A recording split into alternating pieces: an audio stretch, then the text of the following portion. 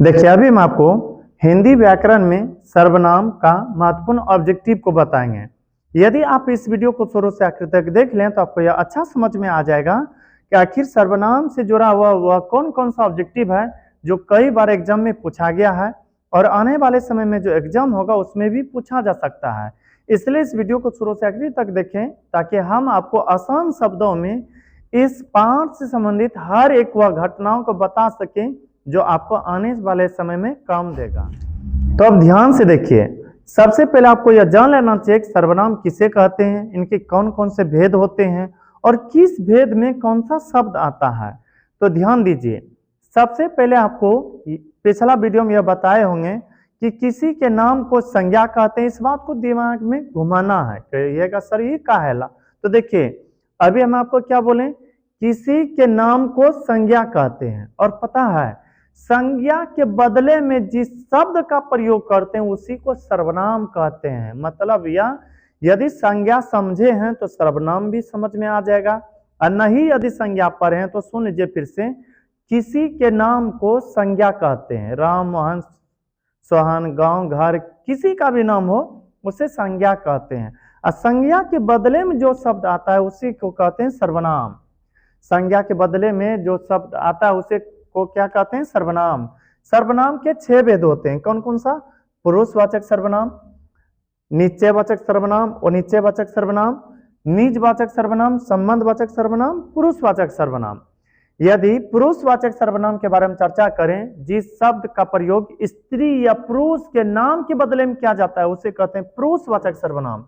इसमें आता है मैं, तुम, वह, वे इत्यादि। उसके बाद निश्चयवाचक सर्वनाम, जिस शब्द का प्रयोग किसी निश्चित व्यक्ति या वस्तु के लिए प्रयोग होता है उसे कहते हैं निश्चयवाचक सर्वनाम, जैसे या, वह इत्यादि।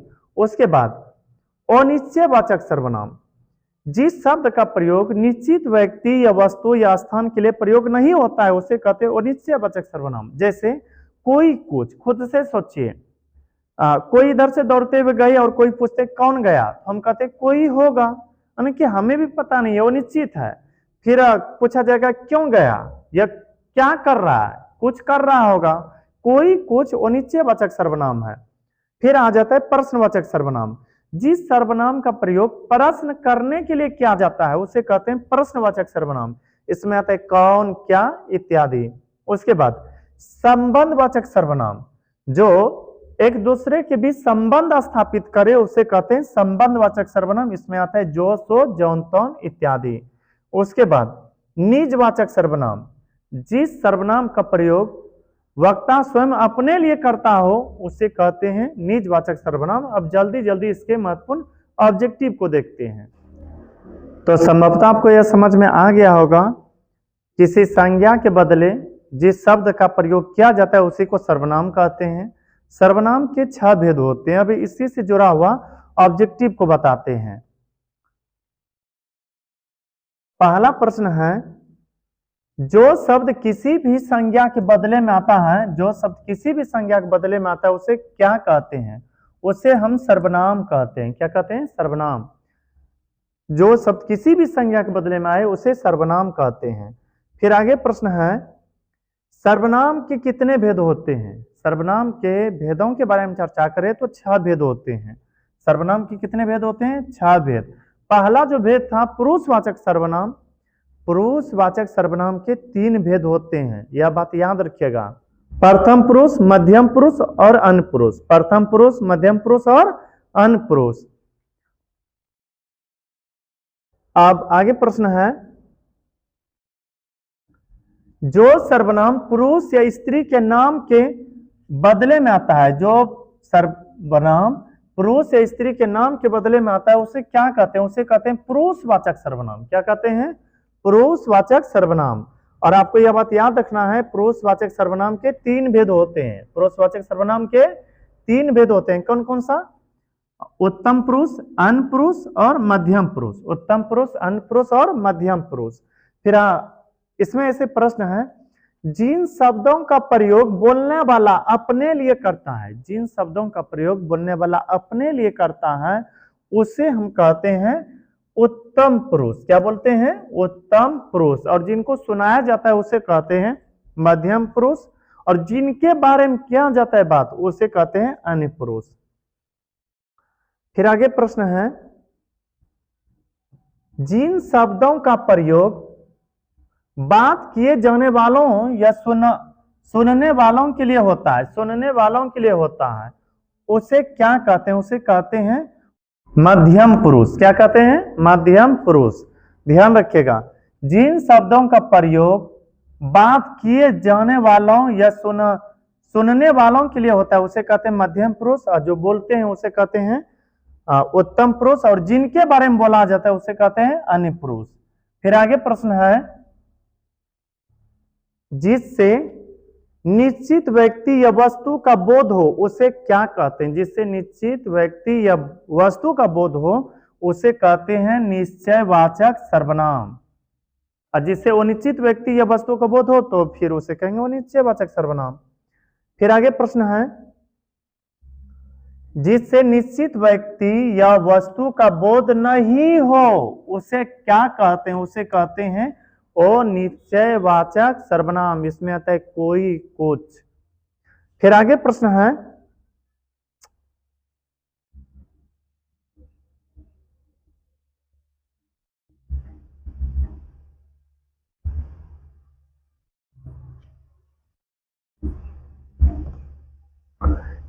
जिस सर्वनाम का प्रयोग वक्ता, बोलने वाले को वक्ता कहते हैं, याद रखना है।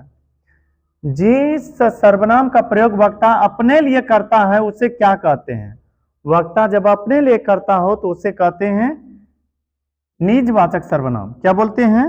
निजवाचक सर्वनाम। जिस सर्वनाम का प्रयोग वक्ता अपने लिए करता है उसे कहते हैं निजवाचक सर्वनाम, जैसे आप, स्वयं इत्यादि। फिर आगे प्रश्न है, कोई या कुछ कौन सा सर्वनाम है? कोई हो या कुछ हो, बताइए कौन सा सर्वनाम है?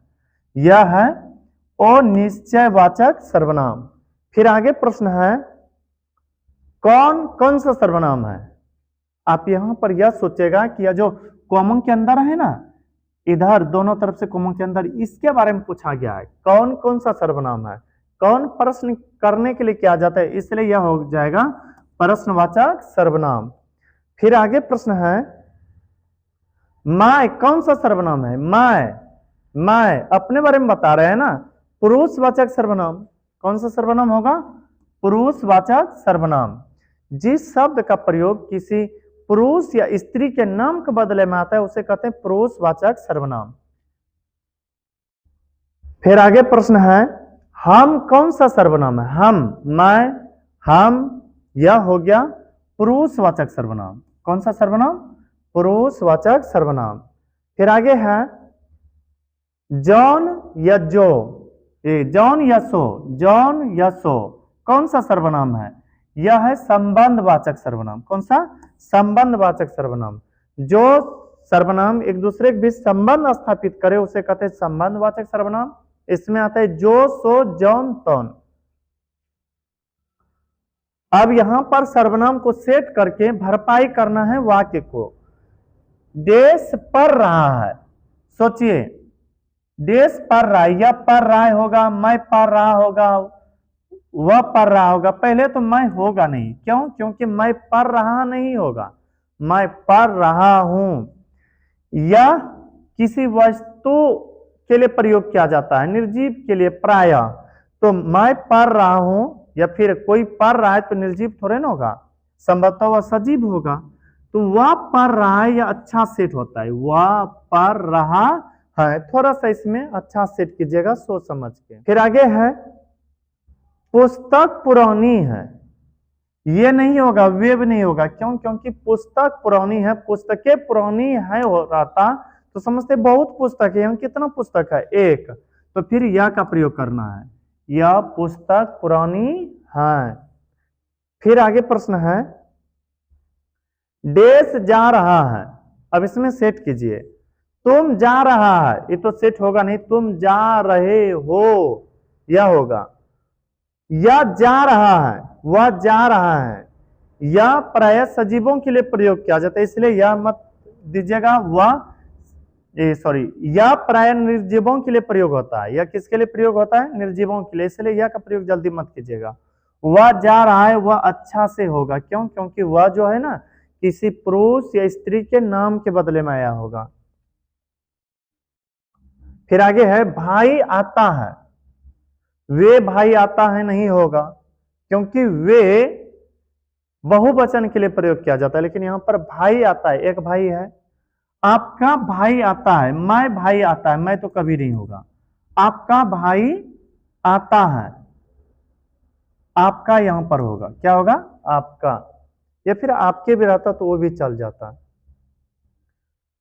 किसने, कौन सा सर्वनाम है? किसने शब्द जो है कौन सा सर्वनाम है?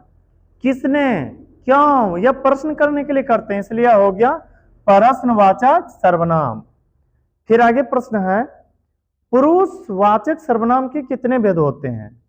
पुरुषवाचक सर्वनाम के 3 भेद होते हैं। पुरुषवाचक सर्वनाम के कितने भेद होते हैं? 3 भेद। कौन कौन सा? मध्यम पुरुष, उत्तम पुरुष और अन्य पुरुष। आई होप यह वीडियो पसंद आया होगा आपको। यदि अच्छा वीडियो लगा हो हमारे वीडियो को लाइक कीजिएगा, और अभी तक यदि चैनल को सब्सक्राइब नहीं किए होंगे तो कर लीजिएगा, ताकि जो भी इस तरह से वीडियो अपलोड करें वह आप तक आसानी से पहुंच सके। मिलते हैं किसी अगला वीडियो में, तब तक के लिए धन्यवाद।